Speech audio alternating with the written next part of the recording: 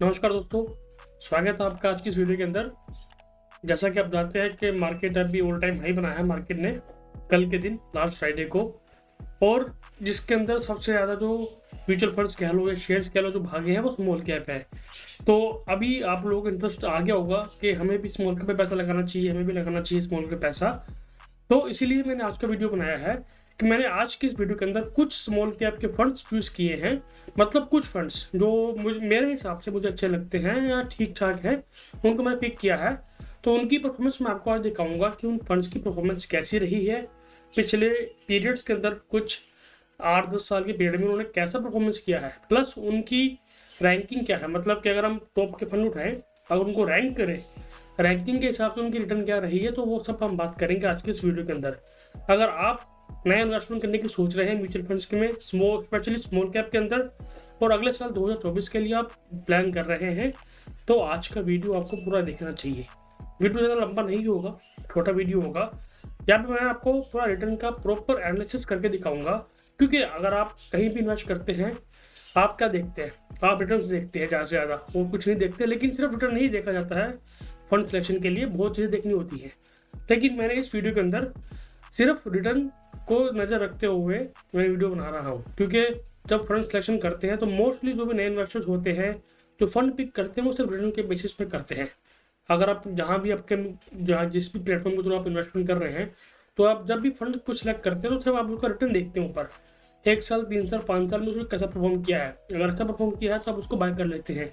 तो ये सिर्फ रिटर्न नहीं देखना होता, फंड मैनेजर को देखना होता है कि वो फंड मैनेजर कैसा है, उसकी परफॉर्मेंस कैसी रही है, उसका बिहेवियर कैसा है फंड मैनेजर का, वो कंजर्वेटिव है, एग्रेसिव है, क्या है, वो सब देखना होता है। प्लस साथ ही साथ हमें रेशोज देखने पड़ते हैं कि इसका स्टैंडर्ड डेविएशन क्या है, शार्प रेशो क्या है, और भी काफ़ी चीज़ें देखनी होती हैं। तो वो सब चीज़ें हम किसी अलग वीडियो में बात करेंगे। आज सिर्फ हम रिटर्न से बात करेंगे। मतलब हमारे लिए क्या है रिटर्न, तो रिटर्न के ऊपर बात करके देखेंगे कि ये फंड्स कैसे हैं और कैसे परफॉर्मेंस की है इन लोगों ने, कैसे नहीं। तो लेकिन डिस्क्लेमर, ये कोई भी रिकमेंडेशन या एडवाइस नहीं है बिल्कुल भी, सिर्फ मैं आपको दिखा रहा हूँ कि इनकी परफॉर्मेंस कैसी रही है। तो प्लीज़ इसको आप वीडियो देख के इसमें इन्वेस्ट मत कीजिएगा। जो भी इसे रिटर्न दिया है वो पास्ट में दिया है। पास्ट परफॉर्मेंस फ्यूचर को इंडिकेट नहीं करती है। फ्यूचर में कुछ भी हो सकता है, प्रिडिक्ट नहीं कर सकते हम। पास्ट में जो हुआ है वो हुआ है, वही मैं आपको दिखाऊंगा। फ्यूचर में क्या होने वाला है मुझे नहीं पता, किसी को भी नहीं पता। तो आप प्लीज़ अपने फाइनेंशियल एडवाइज़र या म्यूचुअल फंड डिस्ट्रीब्यूटर से बात करके आप किसी भी फंड में इन्वेस्ट कीजिए। हाँ, इस वीडियो को देख के इन्वेस्ट मत कीजिएगा प्लीज़, आपसे हाथ जोड़ के विनती है। चलिए अब वीडियो को स्टार्ट करते हैं। लेकिन अगर आपने चैनल सब्सक्राइब नहीं किया हुआ है तो प्लीज़ चैनल को सब्सक्राइब कीजिए। वीडियो अच्छी लगे तो वीडियो लाइक कीजिए, वीडियो को शेयर कीजिए। चलिए स्क्रीन पे देखते हैं पहला नंबर पे कौन सा फंड है। तो यहाँ पे मैं आपको दिखा देता हूँ। पहले ये स्क्रीन पे आपको दिख रहा होगा, यहाँ पे मैंने जो परफॉर्मेंस ली है पहले, सबसे पहले स्कीम का नाम आपको दिखेगा, एयूएम दिखेगा, उस स्कीम का एयूएम कितना है, एक्सपेंस रेशो। आपको एक्सपेंस रेशो भी दिखाऊंगा मैं, क्योंकि जैसा कि आप जानते हैं कि म्यूचुअल फंड इन्वेस्ट करते हैं तो जो फंड मैनेजमेंट चार्जेस कुछ में पे करना होता है, जो एनुअल बेसिस पे होता है और एनुअली के अंदर एडजस्टेड होता है। तो वो क्या चार्जेस है वो आपको दिखाऊंगा। रिटर्न देखिए, मैंने यहाँ पे 3 महीने, 6 महीने, 1 साल, 3, 5 और 10 साल का रिटर्न का मैंने पीरियड लिया है। प्लस रैंकिंग का भी मैंने इसमें ऑप्शन लिया है कि इनकी रैंकिंग क्या है। प्लस सिंस इंसेप्शन, जब से फंड लॉन्च हुआ है तब से उसकी परफॉर्मेंस क्या रही है। तो ये तो हो गया ट्रेलिंग बेसिस पे रिटर्न है, ठीक है, ट्रेलिंग बेसिस पे। यहाँ पे मैंने एनुअल बेसिस का रिटर्न भी लिया है कि 1 साल में उस फंड ने कितना मैक्सिमम रिटर्न दिया है, कितना नेगेटिव रिटर्न दिया है, वो पूरे यहाँ पे मैं आपको दिखाऊंगा। और यहाँ पे मैंने एनालिसिस किया है, अभी इसको हम लास्ट में देखेंगे। चलिए पहला फंड मैं आपको दिखाता हूँ, यूनियन का, यूनियन स्मॉल कैप फंड। ये छोटा फंड है जिसका AUM ऑलमोस्ट 1200 करोड़ रुपए के आसपास है, 1150 करोड़ के 40 करोड़ के आसपास। एक्सपेंस रेशियो उसका 2.19% एनुअल बेसिस पे चार्ज होता है आपसे। रिटर्न आप देख सकते हैं कि 8 साल 3 महीने में जो उसकी परफॉर्मेंस आई है वो 8% का रिटर्न दिया है। और रैंकिंग 24 फंड है इस कैटेगरी में, उसमें से इसकी रैंकिंग जो 11% पे है। मतलब 11% पे नहीं, 11वें नंबर पे है। 1 साल में देखें तो 10वें नंबर पे थी रैंकिंग, और रिटर्न उसने दिया है 36% का दिया है। 5 साल में इसका रिटर्न 25% का है, और 7 नंबर पे इसकी रैंकिंग है 16 में से, और सिंस इंसेप्शन से 16% का रिटर्न दिया है। अब इस चीज़ को देख के हमें ये पता लगता है कि ये जो फंड है ये बीच में रहा है। मतलब ये ना ही नीचे रहता है ना ऊपर रहता है, मिड लेवल पे रहता है। तो ये हमारे लिए ठीक है, मिड लेवल का फंड अच्छा है। आज कोई ऊपर है तो कल वो नीचे भी हो सकता है। तो इसलिए हमें स्टेबल फंड्स देखने चाहिए जो स्टेबल रहते हैं। पहले नंबर पे ये होगी यूनियन का, वो है टाटा म्यूचुअल फंड। ये थोड़ा नया फंड है, ज़्यादा टाइम नहीं हुआ है इसको। आप देखिए 6147 करोड़ का इसका AUM है। रैंकिंग देखिए 19 का है इसका, यहाँ 22 का है, यहाँ 23 का है, यहाँ 6 का है 3 साल में, और 5 साल में भी 6 का है। अभी इसकी थोड़ी परफॉर्मेंस डाउन हुई है, लेकिन ओवरऑल रिटर्न इसने अच्छा दिया है अपनी कैटेगरी के अंदर। और एक्सपेंस रेशो भी इसका कम है, 1.76% का इसका एक्सपेंस रेशो आता है। फिर हमारा कौन को कैसे भूल सकते हैं, कौन आजकल सबके पोर्टफोलियो में रहते ही रहता है। तो ये फंड इसका जो AUM है 9,500 करोड़ रुपए के आसपास हो गया है। 1 साल पहले ही ऑलमोस्ट 2,000 करोड़ रुपए के आसपास था, तो बहुत ज़्यादा इसको अच्छा रिस्पॉन्स मिला है। एक्सपेंस रेशो इसका सेम है। रैंकिंग भी इसकी ऑलमोस्ट स्टेबल है। पहले इसकी बीच टॉप में आ रहा था, 5 साल में नंबर 1 पे था, 3 साल में नंबर 1 पे था, 1 साल में 7 नंबर पे आ गया है, 6 महीने में 9 नंबर पे, और 3 महीने में 13 नंबर पे। मतलब इससे हमें क्या दिख रहा है कि फंड की जो रैंकिंग है वो नीचे आ रही है अब टॉप से। तो कुछ ना कुछ यहाँ पे दिक्कत हो सकती है, अब क्या दिक्कत है मुझे नहीं पता। उसके बाद हमारे लिस्ट में है निप्पॉन का काफ़ी अच्छा और काफ़ी बड़ा फंड है ये। अच्छा तो सारी है, लेकिन मैं काफ़ी बड़ा फंड है, मतलब 37,000 करोड़ का फंड है। एक्सपेंस रेशो 1.55% का है। रिटर्न देखिए, रैंकिंग इसकी ऑलमोस्ट 10 साल में नंबर 1 पे था, 5 साल में 2 पे था, 3 में भी 2 पे था, 1 साल में 5 पे था, और 6 महीने में 10 पे आ गया है, और 3 महीने में 14 पे आ गया है। तो ये इसकी ओवरऑल परफॉर्मेंस रही है इसकी निप्पॉन वाले की। उसके बाद हमारी लिस्ट में अगला फंड जो है महिंद्रा मनुलाइफ का। ये भी नया फंड है, मुझे थोड़ा इसका अच्छी लगी परफॉर्मेंस, इसलिए मैंने इसको ऐड किया है। ये नया फंड है बहुत ज़्यादा, तो अब देख लेना अपने हिसाब से। ये रिटर्न जो इसकी अच्छी आई है, रैंकिंग भी इसकी अच्छी है, वर्क रेशो भी ऑलमोस्ट कम है अगर हम यूनियन के मुकाबले बात कर लें तो। उसके बाद हमारा फंड है HSBC का। HSBC का 11,000 करोड़ का फंड है। परफॉर्मेंस इसकी भी ओवरऑल आपकी स्क्रीन पे आप देख सकते हैं। रैंकिंग भी इसकी अच्छी है, और रिटर्न भी इसने ऑलमोस्ट ठीक ठाक दिया है अपनी एवरेज के हिसाब से। उसके बाद हम बात करेंगे HDFC की। तो HDFC भी अच्छा फंड है, काफ़ी मतलब काफ़ी बड़ा फंड AMC है, काफ़ी बड़ा साइज है इसका। 23,000 करोड़ का इसका AUM है। एक्सपेंस रेशो 1.65% के आसपास का आता है, और रिटर्न आप देख सकते हैं कि इसने ऐसा परफॉर्मेंस किया है। और सिंस इंसेप्शन से इसने 16% के आसपास का रिटर्न दिया है जब से फंड लॉन्च हुआ है। और लास्ट फंड जो है हमारा एक्सिस म्यूचुअल फंड, ये भी 16,000 करोड़ का म्यूचुअल फंड साइज है। रैंकिंग इसकी 12 पे आई है, फिर 20 से थी।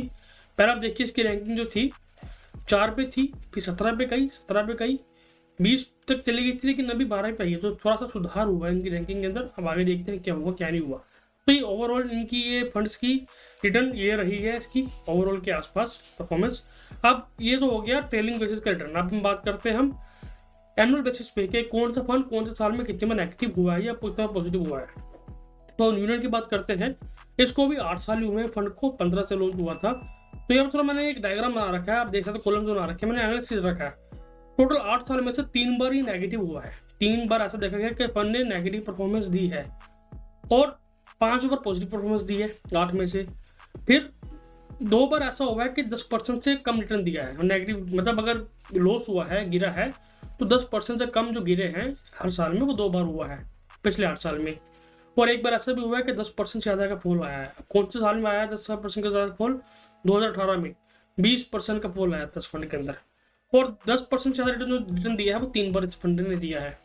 तो आप देख सकते हैं स्क्रीन पे, मैंने ऐसे इसको एनालाइज करके दिखाया आपको। उसके बाद टाटा की बात थी। टाटा को भी 4 साल हुए हैं, उसने अभी तक एक भी 0% मतलब नेगेटिव रिटर्न नहीं दिया है अपने ट्रैक रिकॉर्ड में। 4 बार पॉजिटिव रिटर्न दिया है, और 4 में से 2 बार 10% से ज़्यादा रिटर्न दिया है। एक बार 70% का दिया है, एक बार 23% का दिया है। ये आगे सस्टेन नहीं करेगा, बिल्कुल नहीं करेगा। मैं आपको दिया है, अच्छी बात है, लेकिन मैं आपको दिखा रहा हूँ। आपकी एक्सपेक्टेशन जो है म्यूचुअल फंड से वो 10 से 12% का रख सकते हैं, उससे ज़्यादा का ना रखें। अच्छा आ रहा है, अच्छी बात है, मिल रहा है तो 15 मिल रहा है, 20 मिल रहा है, अच्छी बात है, लेकिन लंबे समय में एक्सपेक्टेशन आपकी 12% के आसपास ही होनी चाहिए। स्मॉल कैप है तो थोड़ा ज़्यादा मान लेते हैं हम, लेकिन 70% ये वंस इन अ वाइल है, हमेशा ऐसा नहीं होगा। कौन म्यूचुअल फंड, कौन को 10 साल हो चुके हैं, एक बार नेगेटिव रिटर्न दिया है, 9 बार पॉजिटिव दिया है। जो एक बार नेगेटिव दिया है उसने एक बार में 23% का नेगेटिव रिटर्न दिया है, 10% से ज़्यादा। और 4 बार उसने 10% से ज़्यादा रिटर्न दिया है, एक बार 10% तक फॉल नेगेटिव गया है उसका। तो जो नेगेटिव जो था टोटल 23% के आसपास का था इसका। उसके बाद हमारा है निप्पॉन का। निप्पॉन को भी 10 साल हो गए, 2 बार नेगेटिव हमें देखने को मिला है, 8 बार पॉजिटिव मिला है। जो 2 नेगेटिव हुए हैं, दोनों में से एक 10% से नीचे का था, एक 10% से ज़्यादा का था। ज़्यादा था वो 16% के आसपास का था, नेगेटिव 16%, और 6 बार इसने पॉजिटिव रिटर्न दिया है, 10% से ज़्यादा, 10% से ज़्यादा 6 बार इसने रिटर्न दिया है हमें, तो that's a good sign. Mahindra Manulife का डाटा हमारे पास है नहीं क्योंकि अभी नया फंड है ये, जैसे मैंने आपको बताया था। HSBC को टोटल 8 साल हुए हैं, 2 बार नेगेटिव, 6 बार पॉजिटिव, 6 में से 4 बार 10% से ज़्यादा का रिटर्न दिया है। जो 2 साल नेगेटिव हुए हैं, 1 बार 10% से कम गिरा है, 1 बार 10% से ज़्यादा गिरा है। HDFC की बात करें तो 10 साल हो चुके हैं, 2 बार नेगेटिव दिया है, 8 बार पॉजिटिव दिया है, दोनों बार 10% से कम गिरा है, एक बार भी नहीं हुआ कि 10% से ज़्यादा गिरा है एक साल में, और 4 बार 10% से ज़्यादा का प्रॉफिट रिटर्न दिया है इसने हमें। और लास्ट एक्सिस बैंक की जो कंपनी है एक्सिस म्यूचुअल फंड, उसकी अगर बात करें हम तो 9 साल हुए हैं उसको, एक बार नेगेटिव दिया है, 8 बार पॉजिटिव दिया है इसने, और जो नेगेटिव दिया है वो इसका एक बार 10% से नीचे का है, एक बार 10% से नीचे दिया है, 5 बार इसने 10% से ऊपर का रिटर्न दिया है। तो ओवरऑल स्क्रीन पे आपके सामने पर डाटा है प्रॉपर तरीके से। ये मैं आपको दोबारा बता रहा हूँ कि ये कोई भी एडवाइस नहीं है, सिर्फ इन्फॉर्मेशन पर्पज़ के लिए आपको दिखाया जा रहा है, बताया जा रहा है कि ये फंड्स की परफॉर्मेंस ये रही है। Do consult with your mutual fund distributor और फाइनेंशियल एडवाइजर, या खुद आपको रिसर्च करना आता है तो आप खुद रिसर्च करके डायरेक्ट प्लान में इन्वेस्ट कीजिए। डायरेक्ट प्लान अवेलेबल हैं यहाँ पे, आप उन पे इन्वेस्ट करके रिसर्च करके इन्वेस्ट कर सकते हैं। कोई भी एडवाइस नहीं है। देखिए, वीडियो देख के आप किसी को जज मत कीजिए, डू योर होमवर्क ऑन, अपना होमवर्क कीजिए, उसके बाद ही आप किसी पर भरोसा कीजिए। तो ये कुछ फंड्स थे 2024 के लिए, दिसंबर 2023 में है हम लोग, 24 आने वाला है कुछ दिनों में, तो आप देख सकते हैं इन फंड्स को लॉन्ग टर्म के लिए। ये स्मॉल कैप है, आपको पता है अगर आपका टाइम 10 साल से ज़्यादा है, 8 से 10 साल का, तो ही आप इस कैटेगरी में इन्वेस्ट करते हैं। उससे कम का है तो बहुत रिस्की हो जाता है, क्योंकि small cap is one of the riskiest fund, बहुत ज़्यादा रिस्क इस कैटेगरी के अंदर होता है, बहुत ज़्यादा रिस्क होता है। तो अगर आपको आपका रिस्क एपिटाइट पता है तो आप अपने रिस्क एपिटाइट के हिसाब से अपने एसेट एलोकेशन को फॉलो कीजिए एंड तभी इन्वेस्ट कीजिए। आई होप कि आपको वीडियो अच्छी लगी होगी। अगर वीडियो अच्छी लगी है तो प्लीज़ वीडियो को लाइक कीजिए, वीडियो को शेयर कीजिए। मैं मिलता हूँ आपसे अगली वीडियो में, तब तक के लिए गुड बाय, टेक केयर।